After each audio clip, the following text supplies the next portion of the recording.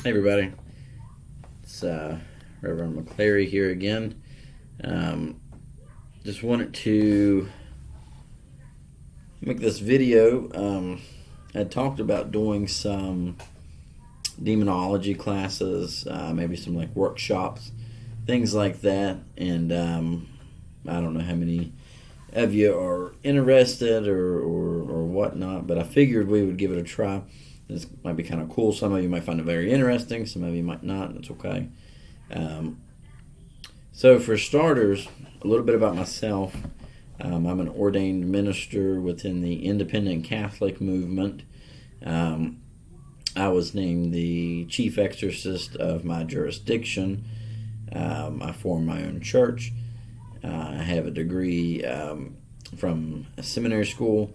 I also have a certificate from where I completed demonology classes. Got my degree from that, and also have degrees and certifications in just about everything you could think of that's religious or related to it. Sacred theology, sacramental theology, demonology, exorcism classes, things like that. But that's just a little bit about me and my background when it comes to this type of stuff. So I think for starters, where a lot of people jump right into this and they think to themselves, well, I've seen it in the movies. I think this is really cool. Let me just dive right in. So I'd really want to tell you to stop right there and don't do that. Demonology, paranormal, ghosts, all this kind of stuff can sound very fun and all that. And sometimes, it can be fun. We do it regularly. But you have to be careful when you do things like this. When you don't know what you're doing or what you're dealing with, you could really open up a doorway to something that you really don't want involved in your life. So when it comes to demons and exorcisms, which is kind of my wheelhouse within the group, there's different things you can look at to determine whether or not a home or a person is infested or possessed or what have you with a demonic entity, or whether or not it could be just a human spirit or something like that. So a few things to start out with. Human spirits that seem to linger here, and they are like a residual energy that stays and repeats itself day in and day out, is one type of haunting that you can deal with. Another type of haunting would be the inhuman side, or a demonic, or a haunting, or a poltergeist, or something like that. When you're dealing with demonic and poltergeist type activity, you have to be very careful when you're doing these investigations. Unlike residual energy or residual haunting or a human haunting, demons are quite powerful entities, and or poltergeists, whatever you would want to call it. These are very powerful type entities, and ancient entities at that. And so a lot of times demons will manifest, and in the beginning stages they can manifest and make you think that they are either good, or maybe they are a human spirit lingering around. This is all part of their plan. They want to gain some type of trust. They want you to be curious so that they can get closer to you and things like that. A good sign of a demonic haunting would be when you go into a place, you have the smell of like rotting flesh. It just stinks. It's a weird type of smell. Physical signs. The owners of the home or the people involved have been physically attacked, and things like that. And the shadow figures, stuff like that. Those could be possibly residual or human hauntings. So I don't put a lot of thought into when I see shadow figures and things. You also would would notice a change in like the atmosphere. So the air will feel real heavy. It'll be hard to breathe. You can find yourself becoming very agitated, irritable, things like that. And when you leave the home, after a little while, you'll find yourself coming back to normal. And then it's a very strange feeling. But what it is that inhuman spirit is feeding off of our emotion and then projecting its emotion onto us and wanting us to feel what it feels, which is typically not something very good. There's also other things like, people can bring these type of spirits into their homes. Not sometimes they mean to, sometimes they don't. Like with a Ouija board, we use a Ouija board in the group every once in a while. I'm not a huge fan of them.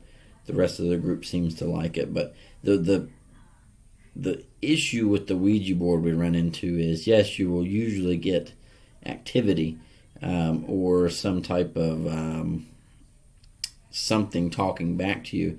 Bad news is typically the activity and the thing talking to you is not what you're there to seek. So let's say you're at a home and you're investigating the death of a little girl. You use a Ouija board to try to communicate with that little girl. Well, 9 times out of 10, what comes through that board is not going to be the spirit you're trying to get in touch with. And those boards can be doorways in a lot of ways when you open them up, and especially if you don't know what you're doing, it can bring in that negativity and bring a spirit up to you in a sense. So I got my catechism here. So let's look at the definition that the church has for being possessed, or well, let's look at evil first. So the catechism here, 310. You have different types of evil in the world.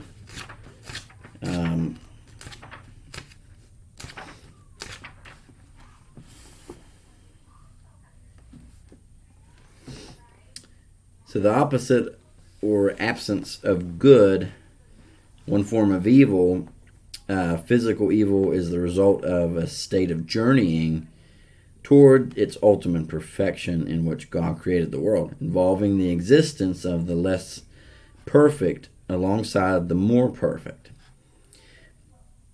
The constructive and destructive forces of nature, the appearance and disappearance of certain beings.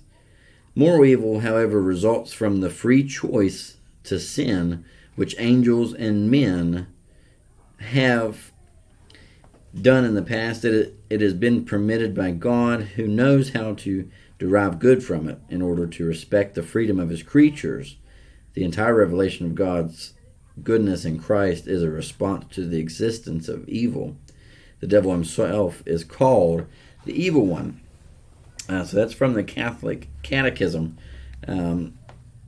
Which evil, when we think about evil, what do we think about? So some people might say, well, evil is human nature. Evil is the serial murderer that we've seen. Well, evil got its starts in ancient times, way before you or I were ever around. We've all heard the story of Adam and Eve and the how the serpent tempted them, and they ate from the tree of knowledge. So that's where we gained our knowledge of good and evil from a biblical perspective. Angels, just like human beings, God gives them free will just as we have free will. So angels, which are a little bit different than what we are God's first created creatures that were created to worship him and do his will and things like that. But he also gave them free will, so then they can make their own choices. So evil angels is what we would call demons. So these are the angels that have rebelled against God and decided that his way is not the way they want to follow. So the first known account, of course, of evil or angels, expressing their right to use their free will would be Satan himself, Lucifer. So Lucifer was once an angel, and he was cast out of heaven because he rebelled against God. So Lucifer, as that result, took many of the angels with him.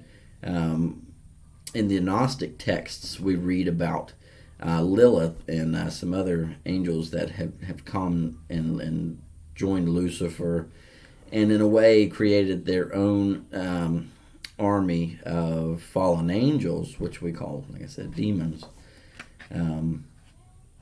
So these demons, being originally created as angels, still have many of the powers that they would have had as an angel, and especially the knowledge that they had, the strength and all of those things. But their gears have shifted, so they're no longer doing God's will. They're no longer watching over us. Instead, they are trying to manipulate us and get us to fall and join them, and which would be the end result would be that we would lose our souls to them, and that we would burn forever in hell now that they're cast out of heaven. So that's a brief explanation of what evil is. Of course, a lot of people ask about exorcism and what that is and what that means and all of that stuff. So exorcism, according to the Catechism, is the public and authoritative act of the Church to protect or liberate a person or object from the power of the devil, for example, like demonic possession, in the name of Christ. A simple exorcism prayer in preparation for baptism invokes God's help in overcoming the power of Satan and the spirit of evil. So I think a lot of us probably didn't realize that baptism is actually a form of exorcism. And when children are baptized, or even if you're baptized as an adult, and that is a simple form of exorcism. It's invoking God's name for the forgiveness of sins, washing away the sins, all that good stuff. Exorcism, can be performed on a person. It can be performed on a place, on an object, all of these things. And there's movies out there, that have shown us kind of what it would look like. You have the Conjuring series and things like that, where they depicted Ed and Lorraine Warren's life, which I think for the most part, what they did, not the movies, but what Ed and Lorraine did, was godly work, and they were trying to really, truly help people. And the movies are fun to watch too. But that's a little bit about exorcism. So when you're trying to determine, if you're someone in a position, like myself, an exorcist, and you're trying to determine the cause and whether or not that this person is truly possessed. So there's steps you can go by, and there's things you have to do. Of course, I have to get approval from the person over me to actually execute the rite and things like that. But first, you want to gather evidence. So you'd want to investigate the person, investigate their claims, look into their lives, what they do on a daily basis, what they have done, their religious background, things like that. Once you've looked at all of that and you've gathered some evidence, and maybe you've caught some things on camera, you can prove that there's something supernatural going on. At that point, you would need to make sure, really rule out that there's, even if there is some proof on video or something like that, you still need to rule out mental ailments. So things like schizophrenia, bipolar disorder, things like that. So something that's causing a hindrance in the person. And now, that's not to say just because somebody has a mental illness doesn't mean that they aren't or are possessed, or that they might be experiencing a haunting, because even with a mental illness, you can still experience a haunting, or you can even become possessed. It just makes it that more difficult for someone to identify whether or not it is a possession or something like that. So, as a exorcist, you always want to have something like this. This is the DSM book on mental disorders. It gives you a good idea of what, like schizophrenia, for instance, what the signs are, things like that. If you can rule out mental illness, so here's some ways you can rule out mental illness. So, let's say a person is presented with a holy object, and this person starts to become angry because you've given this holy object to them, or are around them with the holy object, something like that. That could possibly be a sign. I know like movies like to use that as in their little plots and things like that, but that doesn't always mean. That could be mental illness, and the person truly believing that they are possessed could have that same reaction. Now, one thing that's hard to fake is knowledge. So if the person exhibits knowledge of something that only you know or only a few people know, now that is a sign of true demonic attachment, oppression, possession, things like that. So if they know something deep down that you've done in the past and they tell you about it, you're probably dealing with something a little more evil. Another thing you can look for is if they can speak languages that are otherly not known to them, like say an American female out of nowhere can speak I don't know, Peruvian or something like that, some kind of weird ancient language, or it doesn't even necessarily have to be ancient, but something that they can't, there's no way of them to know. So that can be another sign of demonic possession, attachment, or oppression. And then the third sign that you want to look for is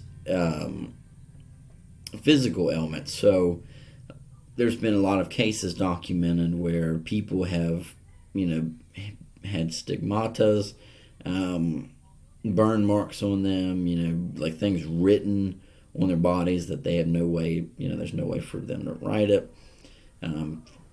Really unnatural physical strength, being able to throw and lift things that, just is not humanly possible. Those are some other signs that you can look out for. But anyway, so I just wanted to hop on here and do that little video and see if hopefully that's what you guys were looking for.